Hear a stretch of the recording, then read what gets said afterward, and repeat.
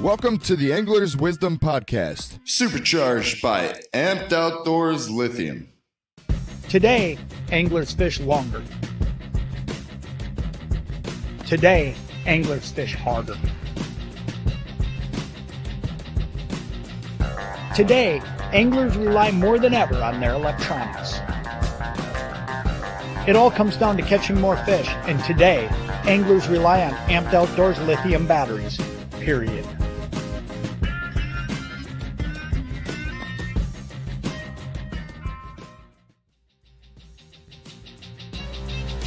catch more fish, Learn tips, tricks, techniques, and secrets, and decades of angler's wisdom. Welcome to the show. Oh, yeah! Yeah! Oh! Oh, that's a nice one. Yeah! What's going on, guys? Welcome back to the Angler's Wisdom Podcast. For the first time, we're actually live on Instagram, too. So, making progress. Today, I have a very interesting show for you. I figured it'd be a great follow-up show. You know, last week, we did a deep dive on electronics and all the ins and outs. So this week, we have Matthew, Lithium leader Lardinois from Amped Outdoors, founder and president. So we're going to bring him on. First, I love the business side of things, so we're going to kind of dive into what inspired him and Amped Outdoors, and then we're going to break down everything lithium, you know, the important stuff, everything that you need to know, and basically give you a roadmap to build your rig. All right, let's bring on Matt. Hey, Matt. Hey guys. Yeah, thanks for having me. Appreciate it. Absolutely. Thanks for joining us. You bet. Anytime we can talk about this cool stuff, I'm all for it. So I love the intro. Yeah, thanks. Yeah, a little voiceover on our commercial from John Thielen. Just got inducted into the Fishing Hall of Fame. So nice. Yeah, excited to see that. And yeah, that's pretty awesome. Congratulations, John. Yeah, he's good stuff. So yeah, we got a lot of stuff here that we can talk about lithium batteries. Where do you want to get started, man? Well, I figure let's rewind a little bit and go back to what was it, 2016, 2017, somewhere around there, where you got the inspiration, and kind of give us a roadmap to how Amped Outdoors became the leader. Yeah, for sure. So the lithium boom has really hit the last couple of years. And honestly, 10 years ago, I don't think anybody was really talking, lithium batteries. Maybe you had them in your cell phones or your laptops or your cordless drills, but nothing really in, a lineup like you see today. And it's not just from us, but it's everybody else out there. So, back in 2016, I started off, I do a decent amount of open water fishing. But I was pretty passionate, especially up here in north, in Wisconsin, Minnesota. I love to ice fish. So, one of the biggest painstaking things is taking a lot of weight out with you on the ice, right? Early ice. And, lithium really wasn't much of a thing. People were starting to dabble in it a little bit. They're using other technologies to power their fishing electronics and everything. So just being kind of in the tech industry that I was in, I did a lot of sourcing of products and product development. So I actually, came to 2016, 2017, started kind of dabbling a little bit with the lithium products, using them specifically for ice fishing electronics. And, that's kind of where it all started. Saw a lot of demand. People were kind of talking about it, the lightweight technology, having something that'll last you all day long. Because we do fishing trips, up on Lake of the Woods. That would be 4 or 5 days. You'd be out in the water. You got to take, 5 to 10 little lead acid batteries that weighed, 5 to 10 pounds each out with you just to power your equipment through the days out in the water. So coming out with the lithium technology like this, it was nice and light. You'd only had to take one with you. It'd last you a week. we dabbled a lot in that and really started to kind of change the way people thought about electronics. And 2018 we came out with our ice fishing lineup. I've got some smaller batteries. That's really where we started. It was that form factor, little small guys. Brought them to the St. Paul show in 2018, and things like live scope really wasn't a thing at that time. People were talking about Panoptics, that just came out, and we saw the need for having more power as people wanted to bring larger screens out on the water and more electronics out in the water. So that's really where we started in 2018 when we started offering this to the public, started doing shows, took a lot of customer feedback, and honestly over the last 7 years now, that we've been doing this, it's really evolved into bigger and better things, like some of the larger batteries in front of us, whether it's, developing 24 and 36 volt single batteries like this one here, that really lightens your load, gives you really extended operating time, and just, increases your performance out in the water, making everybody more efficient. So, that's kind of where we started, and that's where we are today. We've kind of really changed the game. And I think a lot of the stuff that we've done and developed, other companies have taken a look at and, started really advancing the technology. So that's kind of where we started, and that's where we're at right now. Here you go. That was, one of our 15 amp hour batteries, very popular on the ice. Yep. Oh yeah. That was, Jackson Take 2 build, basically to power navigation lights and nighttime spotlights on there. Oh, so sure. Just an example of how you'd set it up. Always use, marine grade tinned wire, and that's in a dry box. I used Yak Attack through hole wiring connectors or wiring kits to basically seal that up. And then it has a wireless remote, so it's super easy and dependable, and that's really the key. Yeah, absolutely. And that's the thing is with this advancement of the smaller, lighter weight stuff. I mean, people, whether you're in a kayak like you do most of the time, or in a boat, or trail cameras, and anything really portable out there where you want to keep stuff light and small, that's where this stuff really comes in handy, because it is so lightweight, it is so small. I mean, a battery like that replaces 3 60-pound batteries. So that's a 36 volt 50 amp hour battery that replaces 3 lead acid batteries, weighs under 40 pounds.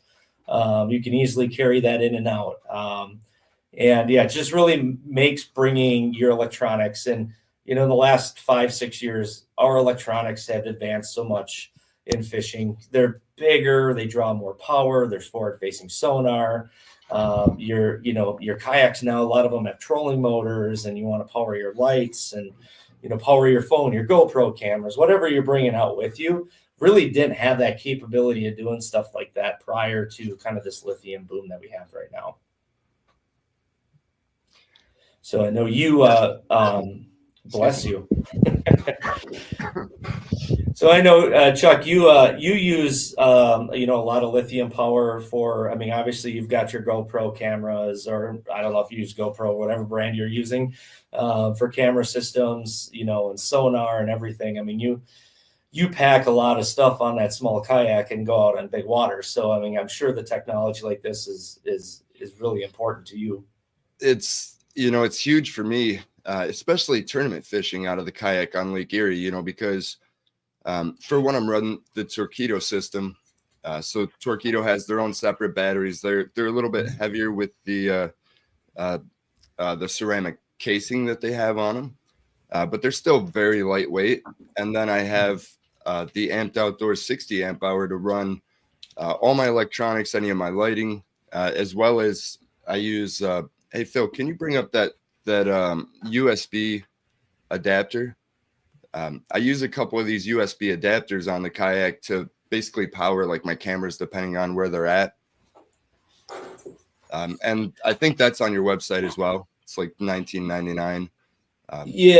Yeah. So I mean, it'll connect to a battery very similar to that. Here, Let me find. But they just connect right to the posts on the top of your batteries. You can add USBs, and people have made, like, there's ISO Power Box Supply Company, and I know there's a lot of companies out there that have like USB devices very similar to that. But that's almost a must have. When you're out on the water, need to power your electronics and devices. And we came out with power stations this year, and and other things. People they go out ice camping and they want to have power, and in situations like that, not having to run a generator. Yep, there it is. Yeah, this is a smaller one. It's pretty cool though. It's got a light on the back. And that packs a lot of power, and that's equivalent to like a 50 amp hour battery. So you want to power your phones and devices. I mean, you can go almost a week powering cell phone, off the grid, and not have to worry about being short on power in any way. So there's a lot of introduction of technologies like that. And I think everybody today is, whether it's built into the box like you just had there, that's built in lithium, nice and lightweight. Otherwise, just you can really adapt over any smaller form factor battery that you're putting in your kayak, your boat, or taking out with you on the ice, and you can power all your devices. So, Yep. The only reason I'm really running the 60 amp on my kayak, because before that, I believe I was running the 19 amp hour, and it did the job just fine. But I wanted the ability to incorporate the Bluetooth app, and I believe that starts at the 60 amp hour. And during the busy guide season, sometimes I don't want to pull my big battery out of the kayak and get it charged for the next day. So it's so nice to be able to get home at the end of the day. I open up my app and I look at my level, and I'm probably at 80, 85, 90% after a first day of charge. And I know I'm ready to go at least for another day or two. And that's one less thing that I have to worry about. Now with the big boat guys, I know there's a handful of guys running lithiums out on Lake Erie, especially in the tournament game. Because, there's so many different factors. For one, with the lithium batteries, you get that maximum power. So like your trolling motor doesn't just start slowing down over time, right? You don't have that power loss. Yeah. The other thing is, when you eliminate some of that weight, it's just like drag racing. Like, why do they pull out some of the seats and some of the dash and stuff? Because they're trying to get rid of as much tiny weight as they can, because that's going to give them maybe a couple of tenths or maybe a little bit more range on like me, with my electric, or for them, they might get a little bit more range on that gas tank. And then on top of that, they have that Bluetooth app where they can open it up and see, hey, where am I at? Yeah. And you touched on a lot of reasons why to go lithium. I mean, obviously the weight factor. I don't know how many people have outfit their boat, especially the tournament guys, right? They'd outfit their entire boat with lithium, and they're able to get an extra 2, 3, 4 miles an hour, right, out of their boat, because they've eliminated all that weight. And we're talking, it could be 200 plus pounds that you're eliminating in weight out of your boat. And I mean, with that, it's like, eliminating almost like a co-angler or something. So, I mean, it's a decent amount of weight. And, that with lithium today, I mean, gosh, maybe 5-6 years ago, there weren't many people running them, boats. Some tournament anglers were running them. They're either one of two things. They were, the technology just wasn't there. There wasn't a marine company building the right technology, or it was a really expensive technology, right? Where you would have to spend close to $10,000 to outfit your boat. And that was one of the things that we wanted to focus on when we came out with our lineup, is how can we make a high quality product that's going to last somebody 10 years, sometimes longer, as well as make it affordable.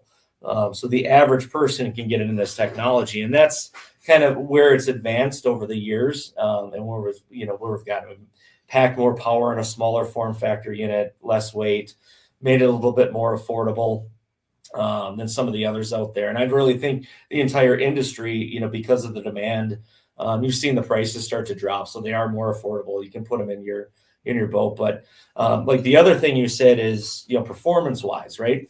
So when you're running your trolling motor, it's, a fully charged lithium battery, especially lithium iron phosphate specifically. It's a 12.8 volt battery. When you take a lead acid battery, it might be 12.8, 13 volts when it's fully charged. But when you put a trolling motor on that voltage slowly drops throughout the day. And when that battery is drained down about 50%, you're already down to like 10.5 volts. Where with the lithium 12 volt battery, you'll start off at 13 volts. You'll apply your trolling motor to it, and that thing will sit at 13 volts almost the entire time you're using it. Might drop down, at 12.8 or under a heavy load, maybe down to like 12.5 volts, but it'll stay at that voltage the entire day until the battery is close to depleted, and it drops like a rock, right? So right posted in front of us here is our Bluetooth app. Excuse me. So adding the Bluetooth app to the batteries, you can look at how much power you have, how much power consumption you have. It'll give you estimated time remaining to let you know how long you can go before that battery is depleted.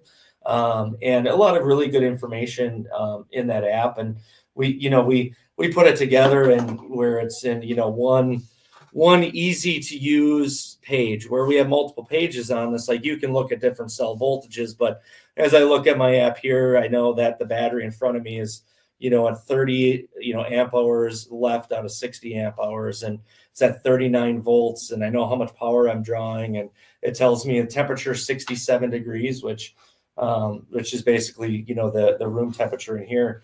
So you can see there are a number of cycles, 6 cycles in that example. So you've, fully charged and discharged that battery a total of 6 times. So a lot of really good information on that app, all in one easy to use one page. And, if you have multiple batteries in your boat, you can, this one shows just one battery, but if you have multiple batteries connected, you can monitor, unlimited Amped Outdoors batteries just on that app.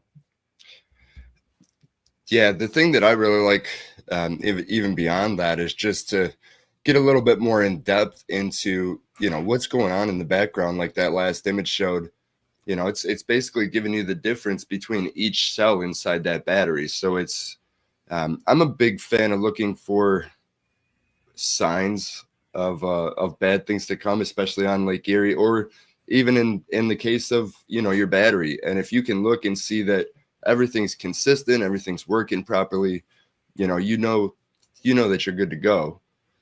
Which kind of brings us into the next question. What are the most common hazards or risks when it comes to lithium batteries? And what differentiates a reputable manufacturer versus, like the cheap stuff that we get on Temu and Amazon and stuff like that? Sure.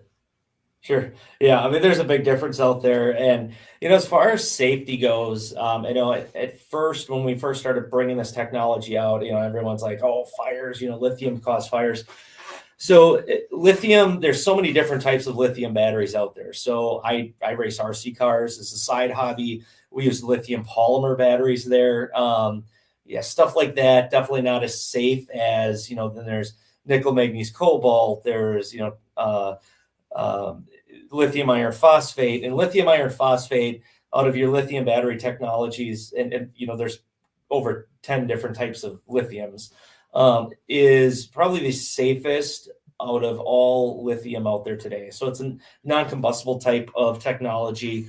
You're going to start to see them used more in electronic motor vehicles because they can withstand, impact, or if you smash them, or, even if you puncture them, they're just not going to, emit, fire, flame. An iron phosphate battery is just going to emit smoke, right? So it's a very safe technology. But the way they're built in a battery pack like this makes them even safer than what I would say even a lead acid or AGM battery in your boat is, because that your traditional batteries don't have any type of protection on them. So if you short them out, you're shorting them out, right? Creating spark, there's no protection on that battery. When you're buying a lithium battery, we have what's in every single one of them out there, especially what we build, is called a battery management system, or BMS. So it's safety protection feature. So if I short the battery, you get a little spark, but the battery will go into protect mode. Or, if you're using this battery in extreme heat, really hot conditions where it's unsafe. And that's where lithium can be unstable, is, in really extreme heat environments. This battery will protect itself and will shut down. So that way it does not cause any damage, does not cause any harm. And that's why, properly built lithium battery, it shouldn't be much of a concern. Now, in the wrong hands, anybody can create, or it can cause damage, if used incorrectly or for the wrong application, or if, altered in any way. But the way the batteries are built, especially what we have here, that shouldn't be really a risk or a factor at all, just because of, the battery management system, the build quality. And I know you asked about like some of the cheaper ones out there. Yeah. So a lot of the battery fires that you've heard about, people, I've heard about that down in Florida, the big group buys, and, the batteries, you don't always know what you're getting, especially with a lot of the cheaper ones out there, because, the quality of cells are important. The quality of the battery management system is important. But I think probably one of the most important pieces is the build quality of the pack, how everything is put together inside of that battery pack. So, if it doesn't have the right type of protection, or if you're not using the right type of charger, that's where you hear of, stuff like that happening, or if it's a different lithium chemistry. So not always are people going to know what they're buying, but if you're buying a quality lithium iron phosphate battery, safety shouldn't be any concern as long as you're using it correctly. Right. And some of that comes down to the wiring as well.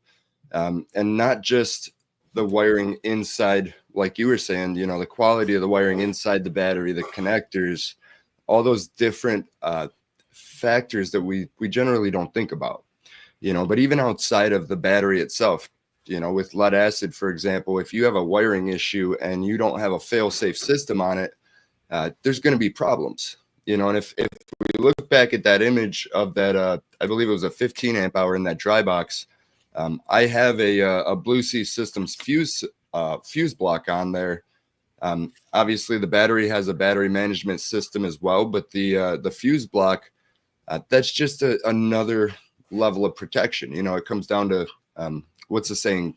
2 is 1 and 1 is none, right?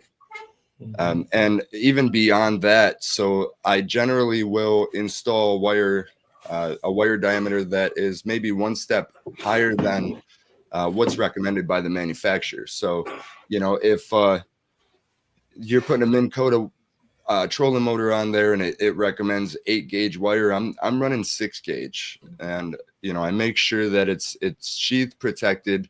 It is marine grade wire that is tinned, so it's designed for those environments, and a lot of times, like, that's really where it comes down to having issues. One thing is, if you don't use the right wiring, that wire isn't designed to transfer the amperage needed by the load, right? So it's kind of like you ever plug in one of those little space heaters and eventually the plug starts to melt down, because maybe the heater's starting to go bad or something like that, and it's drawing too many amps through the wiring, and then everything starts to melt down. So you want to think about that stuff when you're wiring up your system. Yeah, installation is definitely key. If you're not comfortable doing it, find a good, reputable, a dealer or installer to install the product. Majority of the time that we troubleshoot something, whether it's an issue or somebody thinks they're having a problem, a lot of times it comes down to installation, connections, chargers, not using the right equipment. So that's a factor. And I can show you here quick, if you can see it. Okay. Yeah. So like this is a clear case battery that we have. And we bring these to all the shows. So you can kind of see the build quality, what it looks like inside. So like I said, we use very high quality cells. We work and have, our own battery management system that's exclusive to us. We work with one of the most reputable and largest battery management system companies out there. But so quality of cells, quality of the battery management system, very important for longevity, for safety and everything. But the build quality, to me, especially on the marine side of things, these are going to be used outdoors. They're going to be used in a boat. They're going to, there's going to be vibration. There's going to be impact and all that. It's very important that they're built correctly. So you can kind of see we have a metal housing internally inside of this clear battery case. that hold all the cells. And, you know, that's nothing's going to move inside of this. Everything is clearly, you know, everything is clean. You don't see excessive wires everywhere. And, you know, they're loomed properly. And, you know, even you can kind of see the battery management system here. All the connections are secured properly. Have kind of like, it's almost like a caulk in a way. It's an electrical type of thing used on batteries to, you know, to hold everything in place, but also protect your connections. And then do you mind if I show, I don't tell anybody whose battery this is, but kind of show you, because a lot of times people think, oh, they all come from overseas. They're all kind of built the same, or they're all built in the same warehouse. You can kind of see here, and I'm, you know, obviously I'm not going to say who this is, but I mean, look at that. And that, you know, and this looks like these are things. Yeah, I mean, it is kind of it is a mess in a way. I mean, this has 3 battery management systems in it, super capacitor. It's got wires just hanging all over the place.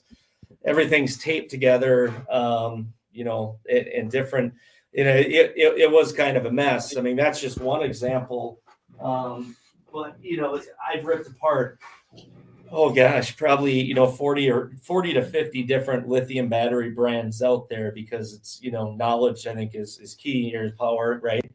Knowing what others are doing, but also kind of looking at build quality, getting ideas and stuff. And I'll tell you that, you know, not too bad. There aren't 2 batteries out there that I've opened up that have been the same. So, you know, there's an infinite way you can build a battery pack. And, you know, we've really taken into consideration, you know, the quality of that build, you know, the cleanliness of that build. And that's really kind of an art in a way. And it should be an art, you know. I think that really holds true for safety and also longevity of the product. You know that this is going to be able to withstand impact. It's going to be able to, you know, take some abuse and less likely to have a problem. Right. Yeah. Yeah. Anybody that does any kind of wiring, they know how important it is to just do a clean job, an efficient job. Make sure, you know, the right materials are being used. Yeah, like Roy says, so don't use speaker wire and twist ties. Yeah. It might work for a day. Yeah, you know, it's important. I mean, if you want to talk about, you know, maintenance and everything, it's, you know, when you're putting a system together, whether it's your trolling motor or your electronics, you know, definitely check your connections, you know, as often as you possibly can, just because, you know, when you're transporting this stuff and they're moving around, I mean, these posts, I mean, they, you know, your connections can come loose. You know, if you're around water and moisture, I mean, you can get condensation. So, you know, using dielectric grease over connections just kind of whisks away, you know, any type of moisture and water. Keep your connections clean. Make sure that they're tight, and then check your connectors, because, you know, I don't want to know how many, you know, or you don't want to know how many times, you know, we've taken phone calls and it's something, you know, it ends up being something really simple. Wires get kinked, they get corroded, and things like that. I mean, not only can cause issues, but you can get interference because of resistance. And I mean, there's so many different things that can cause. So a good clean installation, check it on a regular basis, you know, make sure your connections are tight, and make sure everything is clean. Yeah, it's just like the battery in your car. You know, you pop it open and you see all that corrosion on top. You just want to kind of keep an eye on it. And like you said, keep everything tight.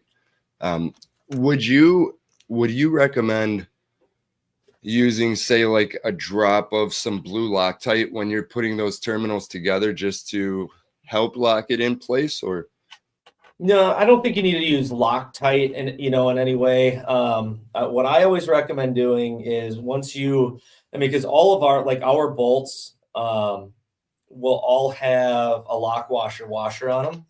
So if you've got everything on here correctly and you tighten this down, I mean, it really should not move. And then use dielectric grease over it. But make sure, I mean, don't just hand tighten it like I'm doing right now. I've seen that with people, probably more in kayaks than anything running 12-volt motors, is that if they, you know, they'll hand tighten something down. just because they're, maybe moving it in and out. They're not locking it down. Well, if you have that loose connection, you're creating resistance in there. And what happens is you're going to get heat. And I've seen people who have burned through wires, who have actually melted, the wire to the actual top of the battery because that wire got so hot. And that's just because of resistance or not using the right type of connector or having corrosion. So making sure that is tight, not just by hand, but yeah, you can get these pretty tight. And it should really never move, but it's not a bad idea. If you have something that's going to be stationary, that's permanently installed, check those connections, make sure they're tightened down, and yeah, you wouldn't be surprised, how little things like that can make a huge difference in performance on not only your electronics, trolling motors, everything else you have connected to them. Absolutely. So what about maintaining and storing the battery when not in use? I know, a lot of people, maybe they don't go ice fishing. They don't use it for ice fishing, or, they don't have a dry suit. So they just put everything away for a few months. Sure. Yeah. They're not all like you get to use it year round in the North. I get it. And we see that a lot, in ice fishing, especially the last 2 years. We had, 2 really bad years. This year has been great up here in the North. So people have been using their products, but, I've taken some phone calls troubleshooting a battery where, honestly, I bought this $3,000 Garmin system and, I haven't used it the last 2 seasons because we didn't have good ice down here in Iowa. Right. So, they don't use it open water, and, they left their electronics attached to the battery and then let it sit for 2.5 years, and they can't figure out why it doesn't charge. Right. So, the worst thing you could possibly do with a lithium battery, because, they have protection built into them. So if you drain your battery down to, say, 10 volts on this, it's going to shut itself down so it doesn't drain too low to damage the product. But if you leave a lithium battery stored fully depleted for a really long time, the cells can go into a low voltage state that cannot be recovered. And, in that case, that's where you can hurt the product. So, inactivity, a lithium battery is made to be active, like any battery out there, right? And this isn't just lithium, this is lead acid and everything else you might be running. But, they're made to be active. So, ideally, if you have to go a period of time when you're not going to be using your electronics, trolling motor, whatever it is, charge your battery. I always recommend 50 to 80% is a good storage state for a lithium battery. I'd rather you charge it to 100% than to, if you don't know exactly where it's at, charge it to 100% and then just remove all your electronics from it. You don't have to leave it on a battery charger, because, this battery I probably haven't used since last year's show season for open water. So it was probably like July is the last time I charged this battery. I pulled it up today and it's still at 95%. So they don't lose much charge, over time. But if you have electronics attached to this, so many of your electronics will have a parasitic draw on them, and they can draw batteries down pretty quick. Like I had, a 60 amp hour, when I had my kayak, I had a 60 amp hour battery powering my Garmin Live Scope setup. And I went a month without using it. That thing was fully charged when I stored it, left the Live Scope attached to it. And, a month later, that thing was fully depleted. And it's because I didn't disconnect the connections on it. So, yeah, so it's always important, whether it's trolling motor, I don't care if you have a switch or whatever. It's just good if you're going to store the battery, pull all the connections off of it. You don't have to leave a charger attached to it. The battery should be good for, I would say, 6 months. Yes, you can go longer. I don't recommend it. It's a good idea to check it, in 6 months, throw a charge on it for 20 minutes, keep that battery active. And that's going to help ensure that you get the full 10 plus years you're supposed to get out of this battery technology. So storage is key. Outside of that, it's probably the biggest issue that we see, or warranty issue that we see, is, outside of, connection, simple little things. If a battery does go bad, it's usually due to improper storage. Good to know. Mm-hmm. Looks like we have the fisherman's light on, so we have a question. Good. What do we have, Phil? Let's see. Roy wants to know, what temperature does the battery shut down at? Well, there's high temperature and low temperature, and it depends on the battery and the application. So, like we have small form factor batteries. So when we build a battery, it's made for the marine industry more so than anything. And there are other batteries out there. They're going to have different temperature settings on them. So, like a lot of lithium battery companies will post that they have cold weather protection, right? That just means that if that battery hits 32 degrees, it doesn't allow you to charge it. So, like we have in our technology, in our bigger batteries, we have a heated function. So your charger will activate it. It's like a heating blanket that'll heat the battery above 32 degrees, and the battery starts charging. So we don't necessarily have we have low temperature 32 degrees shut off, but we have the heated function so you can still charge your battery. Now we have like a low temperature of like -14 degrees for discharge in our big ones. We don't really have a low temperature one on our small ones because you have to be able to use them in ice fishing. High temperature, it's offhand, I don't know the specific. It's like around 150 degrees on the bigger batteries. And well, I should say in all the batteries. So if they hit that specific temperature, they'll shut themselves down and go into a protection mode. So there's high level and low level protection on all of our products. People ask, is it, like cold weather, can you use the lithium batteries in cold weather? You might lose a little bit of capacity by doing it. It doesn't really harm the battery. It's more so the charging side of lithium batteries that you have to be careful of temperature. And that's why we have that heated function built in with that low temperature. So that way, cold weather is never going to affect that battery or decrease the life expectancy of that battery because you're trying to charge it in too cold a temperature, or, in the other case, too extreme of a temperature, high of a temperature. Interesting. Mm-hmm. Yeah, I did a little bit of research on that on the heated system. Yeah, it's standard on all of our batteries, 50 amp hours and larger, and the lithium iron phosphate, like 24 or 36 volt 50 amp hours, and like 12 volt 60 amp hours and larger. So some companies will sell, they'll say they have cold weather protection. That just means that you can't charge it below freezing. So if you ever want to charge your battery and it's cold, and that comes in with a lot of your tournament anglers that are, or people like up here will fish the river systems, in the winter, and they'll never be able to bring their batteries up above freezing to charge them. So we make that standard in all of our batteries. So that way, if it's below 32, you connect the charger. The charger actually produces power to heat the battery up to 32, then starts accepting a charge. Some companies will sell that technology separate. You don't see that usually on any of the low quality stuff or the entry level cheaper stuff that's out there today. But that's a standard thing that we built into all of our products. We'd rather do that, and you'll see companies that'll charge a lot more to have that. It's not really, it doesn't take a whole lot to add a heated function into a lithium battery. So we just provided that as an enhancement over the last year and a half on all of our bigger products, just like Bluetooth. We never charge anything extra for that.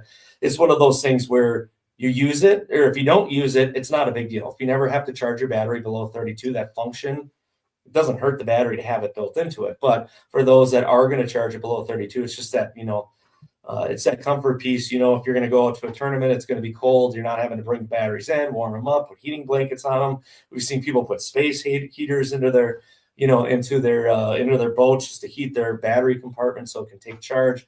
That Right. becomes a safety issue. So we just build it into all of our larger batteries as a feature, and whether you use it or not, it's there. That makes sense. Mm-hmm. Hero Fishing wants to know, are all the Amped Outdoors batteries Bluetooth technology? Majority, so our larger ones, so 50 amp hours and larger, and lithium iron phosphate. We make an NMC and a nickel manganese cobalt that's made for ice fishing. Don't have them in any of our smaller form factor batteries. Reason being on that, if people ask that all the time, like, why don't you have it on your smaller batteries? And so Bluetooth has to send a signal, right? It draws power all the time. And so even on this 100 amp hour battery, if I have that thing sit for a year, it might lose 5 to 10% of its capacity just because the Bluetooth is drawing power. Now our 12 volt batteries now have, an enhancement built into it. So if it reaches a certain voltage, that Bluetooth does shut off. But for the smaller batteries, the problem with that is that, especially most of these are used in ice fishing. If you let them store over the summer months, you don't charge your battery, it could fully deplete it. And like we're talking about earlier, you never want a lithium battery fully depleted and sitting for a long period of time. So that little bit of power draw, even though it's 1 milliamp, say, power draw, it's still too much. And I don't feel comfortable putting it into a smaller battery because I know it's going to cause issues. And most people in the smaller batteries don't need it. But the larger ones, for a guy like you who's out on Lake Erie, you want to know how much power you have, and you want to know that you'll be able to make it through the entire day without having a problem. That's really the person that Bluetooth is for. Right. And in that app, I don't think we pointed out, but right below the voltage and everything, it does give you a discharge time here. So, like in this situation, I think this was a picture from iCast, maybe the same battery that you're running, but it'll give you a discharge time here. That way, Yep. Am I going to get through, the whole day, or do I need to maybe mitigate some power somehow? Yep, absolutely. Yeah, that estimated time remaining, and it'll tell you how long before it's charged too. So, the other way around. Now, if you're not pulling any power at all, it won't show anything. But if I was drawing power out of this, it'll pop up on the screen. It'll give you that estimated time remaining based on your power draw. So really just give you that estimate. So if you've got an 8-hour tournament, this is you've got 12 hours left. That you're going to make it through the entire day. And that, when you're running a battery technology like this, that's the whole purpose of doing this is, you just don't want to have to worry about it. Right. And that's one thing our tournament anglers and, anglers that have used our product really love is that they know what they're going to get out of their batteries in a given day, and batteries are never a concern. And don't stress them out, right? Because you just want to focus on what you're doing, and that's fishing, tournament, winning a tournament, the big prize, so on and so forth. So that's key. And every tournament angler we've had that have run the product, they've all kind of said the same thing. It's just really helped put their mind at ease. Yeah, I agree. I did have one question on the app. Will you be, do you have any plans on incorporating like alarms, like low voltage alarms? And maybe it's in there. I just never dug deep enough. Not really a low voltage alarm. I know some electronics have where you can put set on your electronics a low voltage where it does give you an alarm. We've got some things that we're going to develop. The problem is that most people, when using their products, don't have their phone connected, just sitting here like this, watching it all day long. So Right. Unless your phone is connected to it, because then you're drawing power out of your phone because you're connected via Bluetooth to that. There's kind of one of those push-pull things where it's like, yeah, you could incorporate stuff, but then it's going to drain your phone battery. It's going to drain the battery itself. So we, as we advance things and advance the technology, there is some stuff like that we're working on. Like if your battery's if you haven't Bluetooth connected to your battery, having a notification come up to your phone, you make sure to recharge your battery, or simple little things like that we'll have on there. But I think in most cases, if you're going to be checking your phone periodically or checking your periodically throughout the day, it'll tell you how much time you have remaining. So for the time being, not really going to incorporate anything like that until we can find an advancement that'll do it and not drain your phone down or something else. It makes a lot of sense. Anybody that's run the Navionics app out there on the water, you realize how quickly these things drain your phone. And if you forgot to bring your charging cable or anything like that, then not only don't you have access to your phone, but you also have lost a lifeline if you're on big water, because that phone may be the thing that saves the day. Yep. That's Mr. Berglund, he's got the boat behind. Well, you can't really see the boat behind me, but yeah, Chris Berglund's joined us, and yeah, he said his electronics have the low voltage alarm. So yeah, I think if you're worried about like your electronic side of things, yeah, you can always set that up. There he is. Nice. You use a few more of those this year, Chris. So, my next question, I guess, because we pretty much dove through everything else. We did a good breakdown on the battery management system and everything. Is there anything that you think that we missed before we move forward? Yeah, I mean, so are you able to pull up the website? Yeah. Yep. I want to kind of show you something. So we've got a lot of really good tools, right? On our website, as you can see right here. Yeah, it's basically right there. The video and how-to section. It's kind of on the top of our site.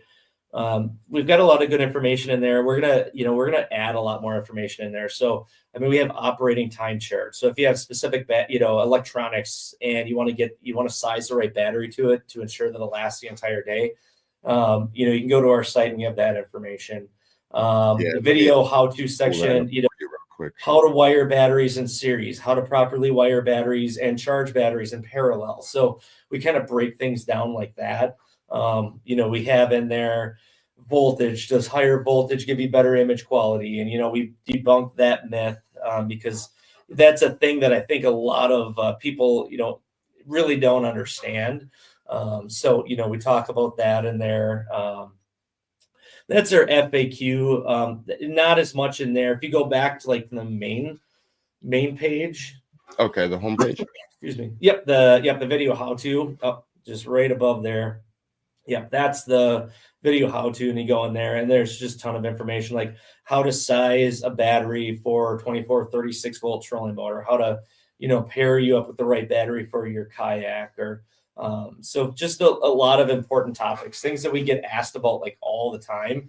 We try to put in one section, and we'll keep adding to this as time goes on, and we can film some more content. But so there's good articles, some good videos, and yeah, definitely use that to your advantage. We're pretty open and honest when it comes to stuff. I think, if you have a question on something and if you can't get it answered on our website, I think the worst place to go is like social media. Because like if you go on, like you'll see that on different forums, like, what's the battery for my live scope? The best battery for my forward facing sonar, and you're going to get 50 different answers, right? So we try to put as much knowledge and everything that we can into our website. So it's a good one-stop shop to get all the information you need. And obviously we're always here. We got a good tech support team. It's just, not to my own horn, but Brandon, who's one of our main guys here, one of the most knowledgeable guys when it comes to lithium batteries. And he's awesome to deal with. So if you message in or call us or email us, we you either get myself or Brandon, and we're both on the same page. We have the same type of message, and we like to be as open and honest. Like there are some things, we can we could kill it if we focused on some of these, I call them like gimmicky things that some companies are trying to do to create demand. We like to give good, honest answers. If all you need is a $270 battery, that's what we're going to sell you. I'm not going to try to sell you the $750 product that's just going to confuse you, right?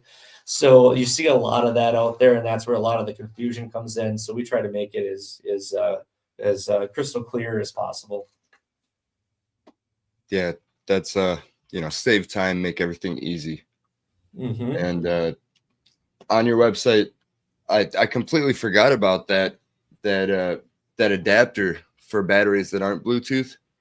Yep. That's also an option, but I think that runs off of the old app, right? Yeah, we have two different apps. So we have an app for our batteries with built-in Bluetooth, and that's definitely more advanced because it's built into the battery. Like you can see all the different cell voltages. You can get temperature, and all of that off the battery. And you can monitor multiple batteries at the same time. But we released that little Bluetooth shunt. Is kind of what it really is. It's a Bluetooth shunt. I mean, there have been Bluetooth and other shunt-based meters out there that you can connect to any battery, and it measures the current going in and out of the battery. But that's pretty much what it does. So I mean, it's very similar to what we have, but it's on a different app, and you can only monitor one battery at a time. But this is for those of you who have a non-lithium or have a battery that doesn't have built-in Bluetooth, because Bluetooth for us is still, we've only been doing it for 3 years. So, and, there are people that have purchased batteries that don't have it. So we gave them the capability of doing it at a reasonable price. It's seen there, we partner with companies like ConnectEase. That's not our cabling. We partner with ConnectEase. They're a very reputable cable manufacturer. They make great product for rigging correctly. I've run all that in my boat. It was, a couple hour install, but I ran all of that through my boat. I have 0 voltage loss from the back of the boat all the way to the front of the boat. And, everything is really clean. So, we like to carry a lot of accessories like that that'll help your installation, give you better image quality, kind of clean everything up. Oh yeah, and it definitely makes it a lot easier for people that maybe don't have the experience, wiring on their own, or they don't want to take that risk. Right, absolutely. And we released our new charger lineup this year. Yeah, or I should say last year at ICAST, we kind of started showing some of them off. Yeah, I was talking to my buddy Jim about these because he's looking to get a couple more Amped Outdoors Lithiums to swap out a couple more batteries this year, and then doing a charging system like this. Yeah, and people ask me why, like, we carried NOCO in the past, why we came out with our own. And as you can see, like, if you look at our charger, it's very similar to like 5 other lithium battery company that have their own chargers. We all kind of use the same manufacturer when it comes to that charger, just because it's a high quality product and it's something that you can customize.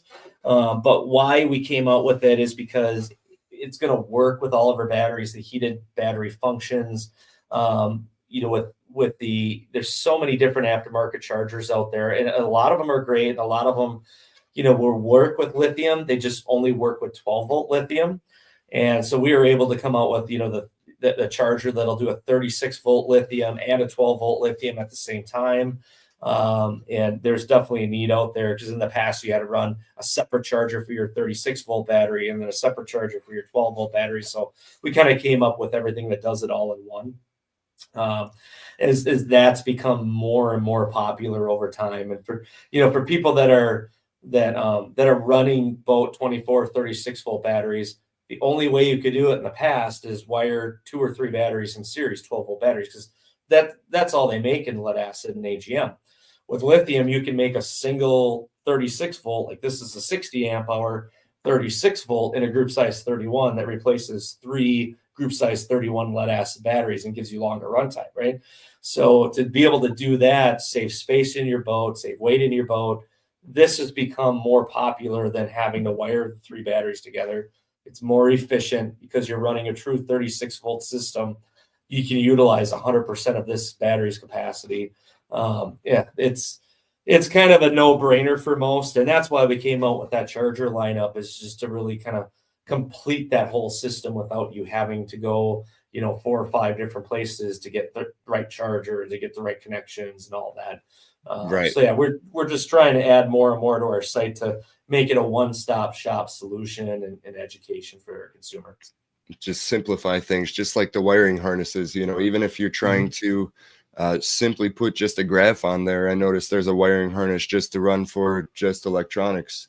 And there's also the 2 power stations on there, which are really cool. I've been playing with the smaller one here, and then that's the bigger one that he had on ICAST. The other cool thing is, aside from battery management and battery products and stuff like that, there's a bunch of swag, and Brian can attest. Super comfortable, super warm. That was we were hanging out in the shop. He's got like his little throne there, and he was cold, so had to cover him up. Yeah, we get some fun swag. Yeah, we try to come out with a new design every single year for our sweatshirt and everything. I know Chris, who was watching and chimed in earlier, he came out with a new hat. So even got our guys out in the field developing product for us. So we'll probably we'll probably have those down at the Bassmaster Classic when we're down there. The Nice. new hats, which came out really sharp, better than anything I've made in the past. So shout out to him on that. But yeah, we got some cool swag, some stickers, you name it, all that stuff people like. Even fishing gloves. Chuck, have you ever tried our fishing gloves? No, Yeah. Yeah. Yeah, I have a And pair of those. they're not, I actually got a couple of guys like Derek Brundle. Like he's tried so many different fishing gloves out there, and ours are the only ones he uses, and he loves them. So, You know, the cool thing Mike, about them, they're a lot heavier, or not heavier, but they're a lot kind of thicker than the average glove. So midsummer when it's really hot, I go with like the real thin ones. But when it starts getting cold, they're so nice, you know, especially getting out there ice fishing. You don't have to worry about your fingers, you know, pulling the gloves off or anything like that. Yep. But yeah, it's one of those things where people ask for them and they want, branded swag and all that stuff. And we came out with them, and yeah, I was shocked. I mean, we're definitely not going to be an apparel company by any means, but a lot of people gave good reviews on those. So that's kind of neat. Yeah. Yeah, I mean, outside of that, the only thing really new this year, and I really haven't talked about it yet, but the only other new thing that we have, so all of our large group size 31 batteries, we've got a new case, and they have 2 posts on them. So like people running our bigger batteries, like your 130, 160 amp hour batteries, you're going to have a lot of electronics connected to them. So we have now dual posts on them, and our 24, 36 volt group size 31 batteries will have these dual posts. So, if you're going to wire them in parallel, you have extra connection posts for that. So we added that, and then we got a cool new case, kind of our own design, different than everybody else. A lot of people really kind of rant and raving about this as we brought them to show. So we're getting a lot of good feedback on that. Outside of that, just a couple of little advancements, internally. I think we kind of reached that point where we feel extremely comfortable with, the product that we have here, not only cosmetic wise, but internally that it's one of the best out there today. So we're pretty proud of that. So if you get a chance to see us, if you're going to be down at, the Bassmaster Classic, we'll be at a couple local shows. But if you ever get a chance, swing on by, at any one of the shows, or reach out to us, email, text, or phone call, or through Messenger. And yeah, we love to chat the technology and can help anybody out there. Yeah, and they can even swing by and see you in Wisconsin, right? Yep. Yeah. Well, we're based out of Hudson, Wisconsin, so right across the border from Minnesota. We don't have a retail shop here, but we do accept walk-in traffic. So if people are in the area, want to stop in, pick something up, we have that. Otherwise, we're gonna be at like the Wisconsin, the Wisconsin show in Madison, which is next month in February. We'll have a nice little booth there, but not doing a ton of shows this year. We got our products in, some major retailers. Shields is our biggest one across the U.S. So if you have a Shields around you want to see our product, they're getting all their open water batteries in here this next week. Nice. Mm-hmm. That's pretty awesome. Sounds like it's going to be a very exciting season. Hopefully, I know the ice is starting to break up on Lake Erie. I've been secretly praying for it. I don't know, man. A couple of weeks off the water, then a month off the water, it starts to kind of drive you crazy. Oh, I can imagine. And yeah, up here, I mean, our big lakes are pretty solid. I mean, we got 20 plus inches of ice on a lot of the lakes up here. So this little warm up, I don't think we'll have too much of an impact on that. It's good. It looks like the extended forecast here, it's going to get cold again. So we'll probably have ice for a while. It's not like last year where, I mean, it was ice out really early. And people were craving open water battery products, talk about it. But with all the boat shows and stuff going on, I mean, there's definitely a lot of talk about rigging boats and all that. And yeah, I'm kind of excited to get into the boat season. The ice fishing season was pretty long so far for us. So I like talking the big battery stuff. Oh yeah.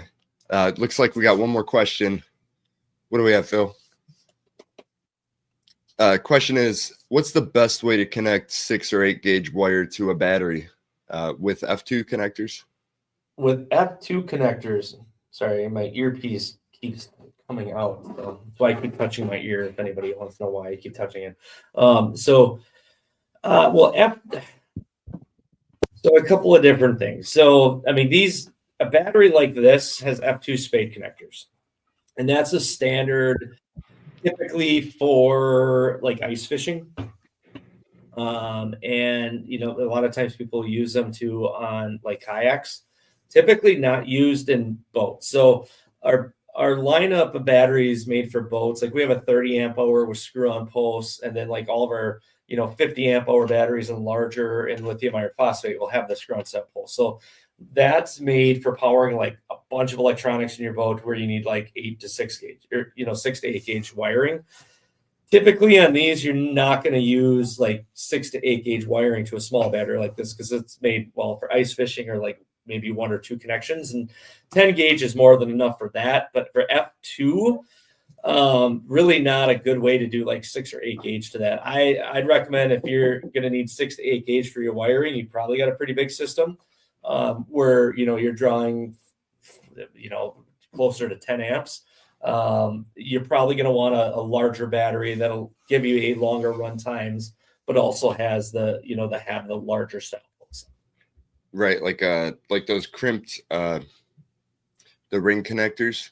And would you recommend crimping them, or would you recommend soldering those on?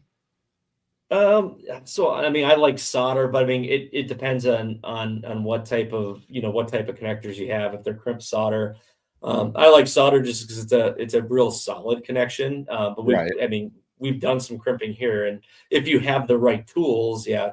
If you don't have the right tools to crimp and you got a bad connection, you run into resistance and everything else. So definitely if you have something like that, I've always soldered with those. Yeah, something like this, you can't really tell from the picture, but you'd have to beat it with a hammer if you don't have the right tool. You could try to use like a chisel up here, and crimp it correctly, but like you said, I mean, soldering, that's going to give you a solid connection. And then you can always use like this is probably marine grade. You get some marine grade heat shrink and put it over top.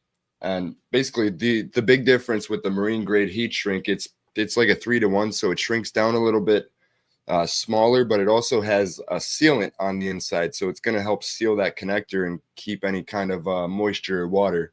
Because it's just like, when you you run down the road and you get pulled over, your trailer lights aren't working, and you're like, well, they were working when I left. Well, eventually, those wires, they just start to turn green and corrode, and then they just bust apart, which marine grade wiring is a lot less likely to have that happen. But, water is the destruction for electrical systems. Oh yeah, absolutely. The corrosion side of it, especially those around salt water. So dielectric grease, right? I do them on all my trailer connections, and and any type of electrical connections that can get wet. Up here you have salt, in the winter, but yeah, if you're on the ocean exposing any salt water, the more you can protect your battery and connections and all your wiring, the longer and less issues you're going to have with that type of technology. Right. Well, that's awesome. Phil, do we have any more questions back there that we missed? Negative, sir. Cool. All right. Well, it's definitely been a great show. Hopefully everybody learned a lot. Like Matt said, reach out to him anytime if you have any questions. I'll drop the links that we talked about and contact information as well in the description below. And I think that is it. Good deal. Yeah. Well, I appreciate it. Thank you for having me on. And like I said, we've touched on a lot of stuff kind of briefly, but if people have more questions, they can always, reach out to us. Use that video how-to section on our website. A lot of good information, good reading on there. If you're just bored, check it out. But no, I look forward to it. And no, it's always a pleasure talking to you. Oh yeah. And we'll be back on another one of these, in 2 weeks at the Greater Niagara Fishing Expo. Unfortunately, it won't be live to the public. It will be in person. I think on Friday we have a room of 60, and Saturday we have a room of up to 200. So, if it's something that you want to guarantee you have a seat for, just reach out to me or John tomorrow from NYKBF. Tickets are free. It does cost to get into the Greater Niagara Fishing Expo, but there's tons of educational resources. But we have a kayak fishing expert roundtable with people like Matt and people like Hans Nutz from Bonafide, and Christine Fisher, Jody Queen, a bunch of other people to just kind of break down, all the ins and outs of kayak fishing and answer your questions and just kind of pave the way, make it easier for everybody. And that's at the Greater Niagara Fishing Expo in Niagara Falls, New York. So if you're, for me, it's only a few hour drive. So if you're close, definitely come check us out. And next Thursday, I'm still working on the guest. It is going to be producer Phil's birthday, that podcast. So trying to do something a little different, but I'll keep you guys posted on that. We'll definitely be here like always, though. All right, guys, we'll see you next Thursday on the Angler's Wisdom Podcast. Thank you for joining us today on the Angler's Wisdom Podcast. We hope you got some good insight out of the show and learned something new. Don't forget to go over to ampedoutdoors.com and support the title sponsor of the show. Follow them on social media and just show them some love. And lastly, head over to LakeErieKayakFishing.com and check out all the many resources as well as opportunities to book an unforgettable Lake Erie kayak fishing adventure with yours truly. You can also get yourself a Lake Erie kayak fishing gift card to the obsessed angler in your life. And remember, fishing is life, but safety comes first. Thanks for joining us today, and we'll see you next Thursday live on the Angler's Wisdom Podcast. Oh, yeah! Yeah! Oh! Oh, it's a nice one. Yeah!